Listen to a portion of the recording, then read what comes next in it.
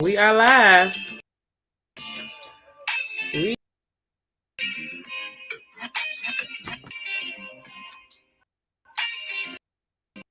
in every conversation.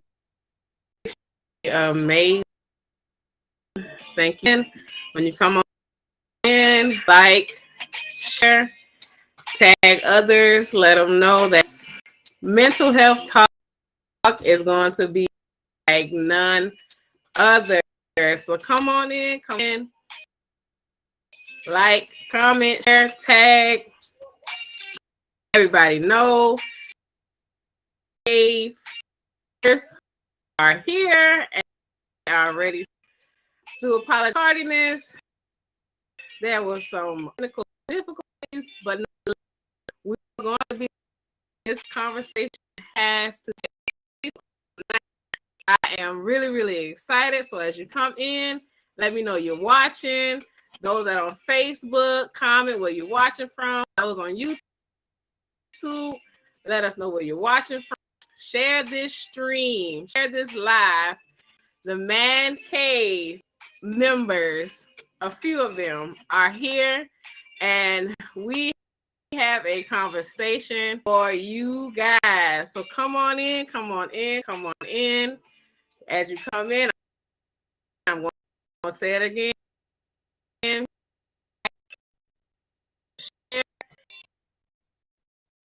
We won't even be long. We're going to talk about things. We're going to laugh about things. We're going to be real, raw, and uncut. So come on in. Come on in. So thank you guys for tuning in. I am Kiara, the founder of Let's Vent by Kiara, and it is Thursday. You know what Thursday is? It's Mental Health Talk.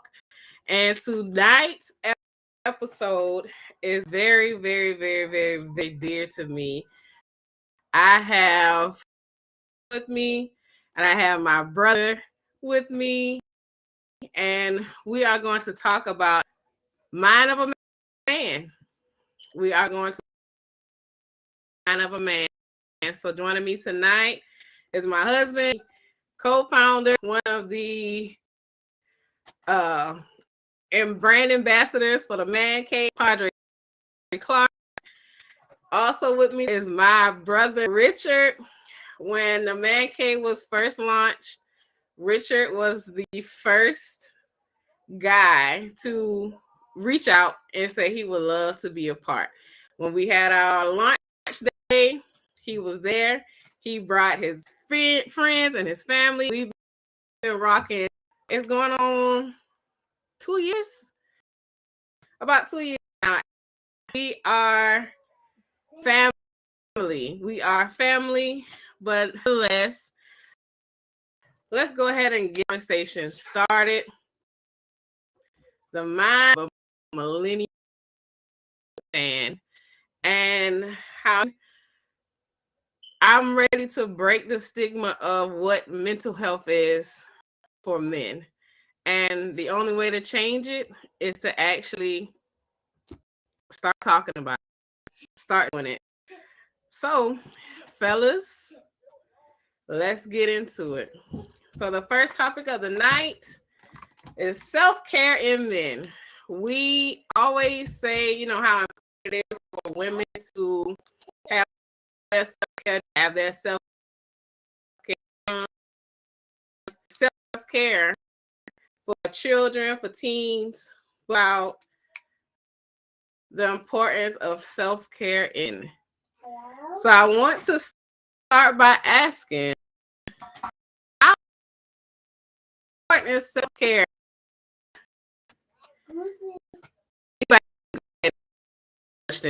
Richard, Padre, whoever want to jump. Self-care for men.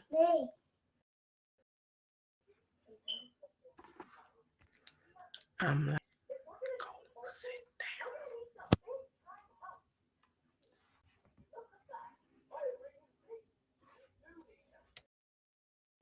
Y'all on mute. Yeah, you had it muted. Oh, I forgot. Yeah, I had y'all muted. Facebook, YouTube. I had them muted. I had them muted. So let's start over. Self-care in men. What is it? And what considered self-care? So it's a two-part question. How important is it? Elaborate on that. And what would be considered some healthcare ideas, pointers, tips for men?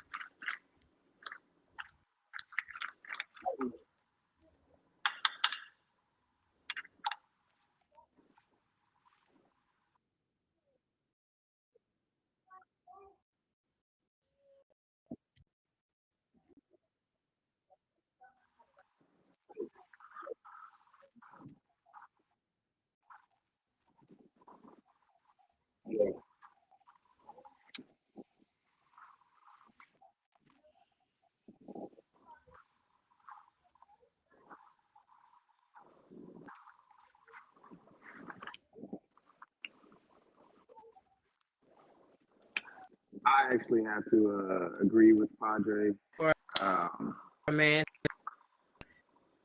time be some self-care tips, pointers of things.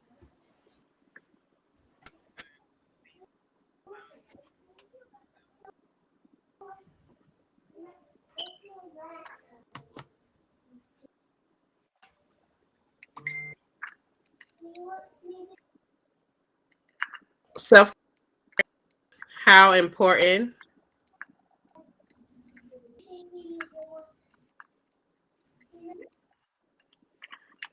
yeah. You said how important is self care for men?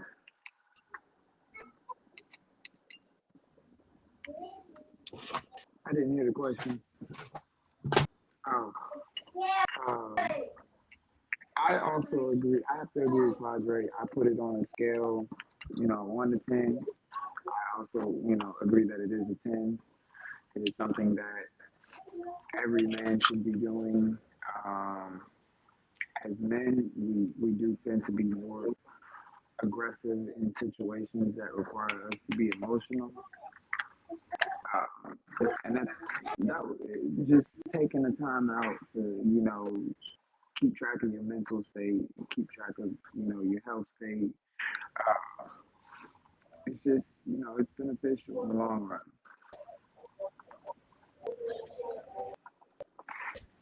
I also, I was dating this one girl who got me into going to get the manicures and stuff like that too. And it was just like, guys actually do this. And you can Mm-hmm. go in there, they don't judge you for it. The women in there, they're generally nice, nice conversation. It's kind of like a safe space, even though, you're kind of not expecting to really be involved in it. And that's one thing that I would say. Going to the nail salon, you would be so surprised how many men come by themselves just to have quiet time or to just have their time. I was really shocked because, like, Padre said, growing up, oh, men going to the nail salon, men don't do that. Men, that's not a man. But as you get older, we realize a man could really have his private, personal time, self care time, getting his feet massaged. And most of the time, that's what it is. A lot of people see it as, oh, if I go to the nail salon and get a manicure and a pedicure, I'm gonna have to get the polish. You don't have to do that. Most men, when they go, they get the hot rock steam on their legs with the towel wrap. It's a great enough now. You can do facials and beard massages and those type of things. So it is something positive for a male to do.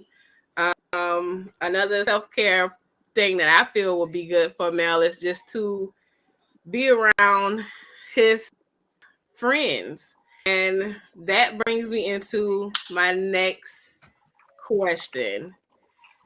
Your circle. We as people, just in general, uh, sometimes don't we feel like men, it's almost like a man should be alone. A man deal with his, his things on his own. So now in this time where mental health is very big and everybody's on the wave of making sure your circle is secure and tight, my question to you guys, for your circle, how do you guys be open with one another far as things that you're dealing with? And is it a big thing for young millennial men to actually get together and express how they're feeling? Like, who do you guys vent to in your circle? Is that a thing?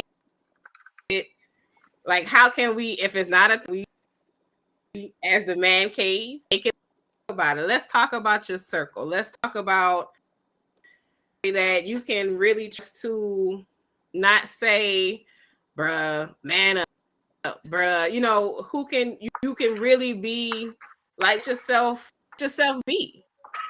So let's talk about that. Let's talk about your circle. Talk about it. Go and just elaborate on it first.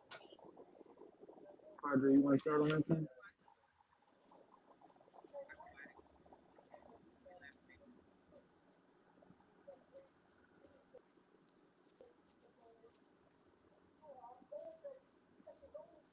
Can y'all hear me? Mm-hmm. I don't know what part they're doing. If you want to go ahead and start, Richard, you can. Okay. Yeah, I'll go ahead and start.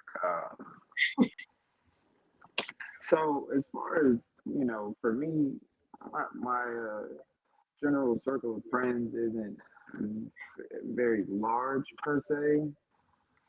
Um, I mean, there's really about maybe four guys in my circle, um, but for the most part, I don't know. With them, it just kind of it's natural within our friendship. So like, I can call them at any point in time and just really, just start talking, and it's kind of like I know that they won't judge me, but it's harder if I'm, reaching out to maybe somebody new or somebody that I just met recently, and I may not want to share too much information, which is where a lot of that comes from because you don't want to be judged or you don't want somebody to go back and talk about something that you might be dealing with because you don't want too many people to know. Um, uh, my one of my brothers, we vent um, on a very well communicated level. Like he'll call me, or we might play the game one day, and he's just venting through the mic, and it's just sometimes it's just about having somebody willing to listen to you.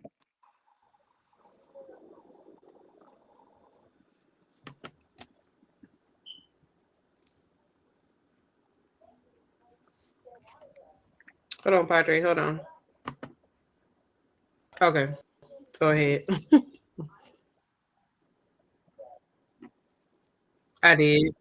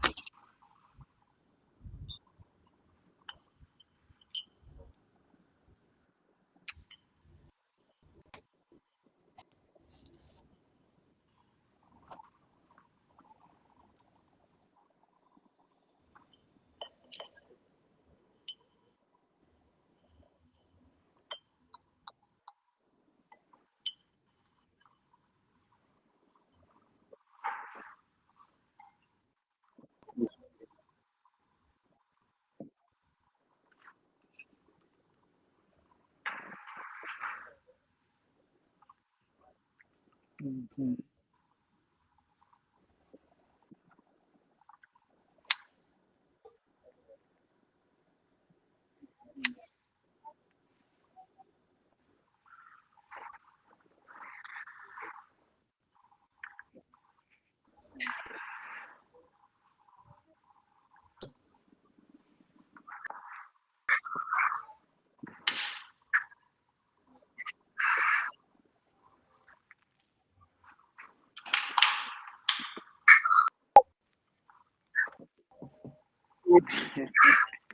Yep.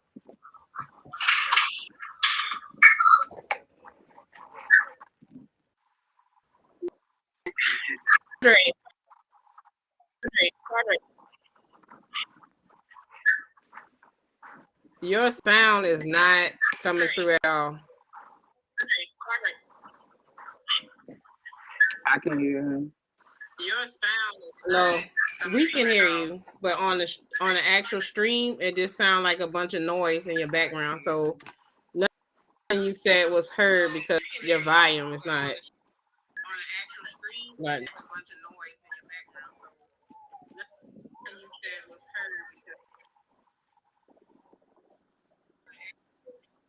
you're unmuted.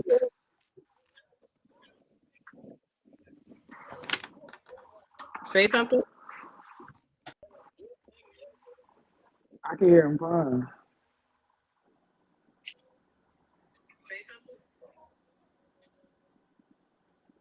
Yeah, we can hear you.